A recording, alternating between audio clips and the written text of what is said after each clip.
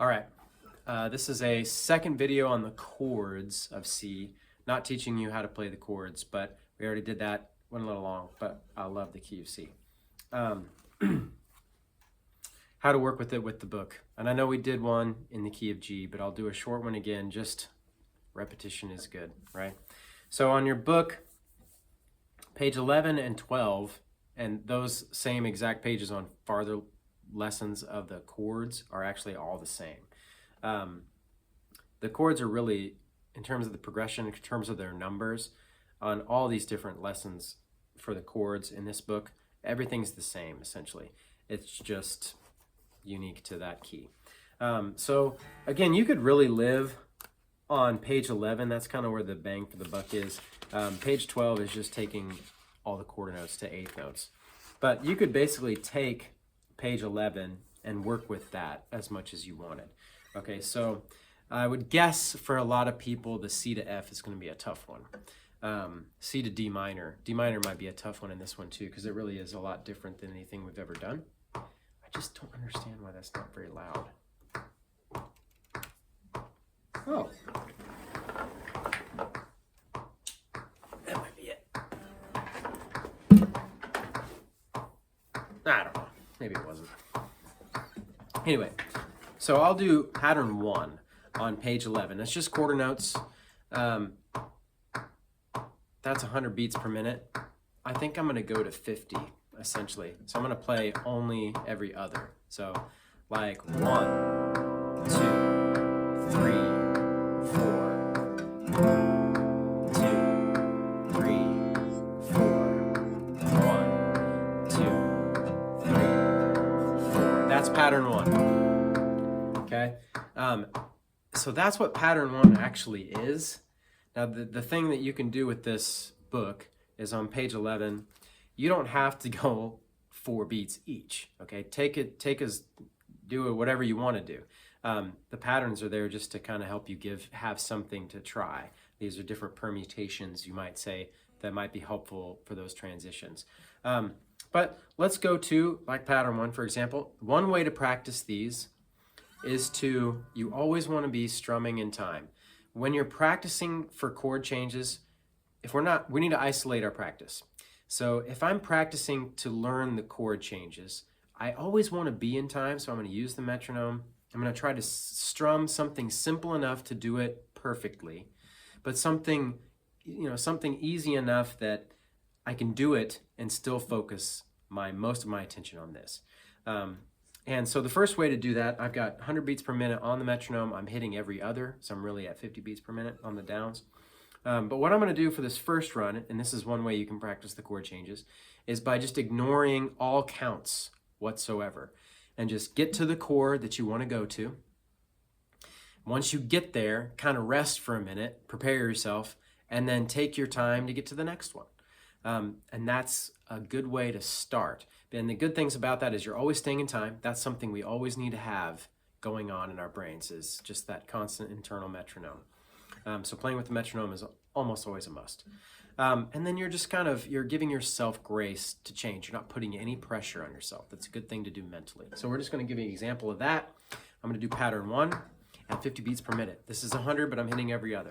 1, 2, well, I'm not counting. All right, I'm going to change to the F. A little rough, but I know I put my pinky down, and then I move that, wrap the thumb. It's really actually not as much as it seems, but I'm good. Now all I got to do is lift off pinky, replace the middle finger, really. So if you notice, ring finger, first finger stay. So pinky down. There we go. I'm going to try and keep getting it faster. I'm going to try and go faster this time. I've done it before. But just take your time. All right, I'm going to switch to the F. All right, pinky first, pinky down, middle finger down, thumb down. All right, now I'm ready to change back. All right, I'm going to skip to 15. All right, I'm going to go to the D minor right now. I got to get my middle finger, or ring finger, first finger, All right, I'm there. Now I gotta go E minor. It's really nothing the same, so I'm just gonna reset. All right, now back to the E minor, or D minor. Here we go. Okay? So again, the point of that one was to take your time, be in time with the strum, something simple, but you're internalizing that metronome always. You're in a habit of being accountable to a metronome and listening at the same time. That's a great thing. But I was just taking my time with the changes, giving myself grace, breathing room, just working on what stays the same, what changes, all that. That's one way to do it. Another way to do it would be to take that same pattern, like let's say it was 15 on this page 11, and instead of doing 4, I don't think I'm ready for 4, maybe I'll do 8. So I'm going to do 8 counts, and I have to switch at 8. No matter how long it takes me or how long I actually stay there, I'm going to switch at 8. All right, so back to that 100 beats per minute, but I'm doing every other. I'm going to start with pattern 15.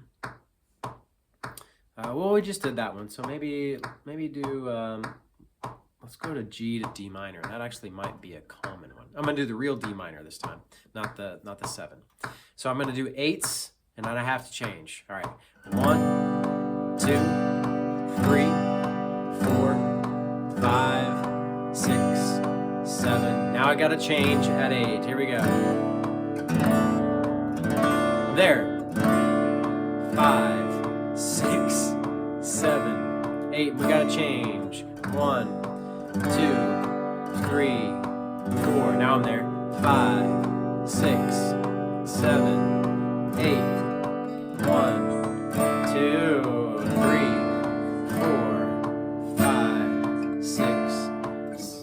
Okay, so that one's good because you have a goal of change in mind and you're accountable to that change. That's what's really going to happen when you're reading a chord charts. The chords come and you have to change them there. Otherwise, you're going to be out of tune with everybody. So it's just a good thing to get in that rhythm. Now, when you can start to change pretty quickly, then I would say that's when you're kind of, if you're really still needing to just have constant practice of changing the chords, but you've gotten them down pretty quick, you just need to make better habits, quicker habits, then you can start employing less of an isolation thing and more of an integration, where if you've been working on some strum patterns that you have mastered, where it doesn't take a lot of thought anymore, start to apply those strum patterns to the same amount of time. So like, let's say, if you go to, and that's really what pages 12 and 13 is about. It's just complicating your strum pattern. So let's say we go to page 13 on pattern 34. Oh, weird, there's 2 34s in there. On example 2, there's 2 8ths, another 8th, and then 2 16ths. So it would be this pattern, 1 and 2 and ready and go. It'd be down, down, down, down, up, down, down, down, down, up, down, down. So page 13, example 2, that 34 there. And I think that would be 50 beats per minute.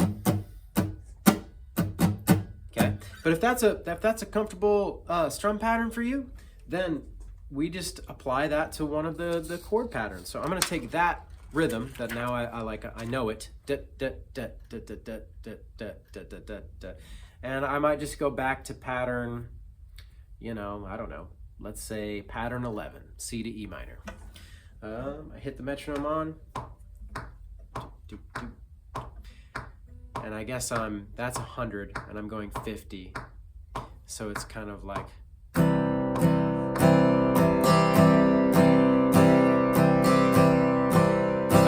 so that's the rhythm. I'm gonna do 4 counts. So that'd be 1. Did I say pattern 11? 11, 2.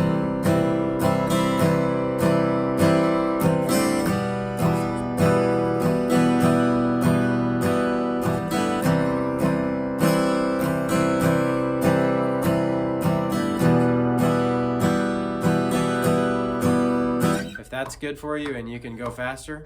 If you can increase the tempo, great. If you can even get to double it,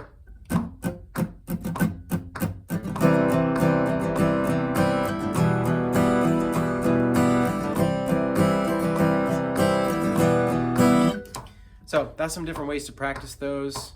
Hope that is helpful.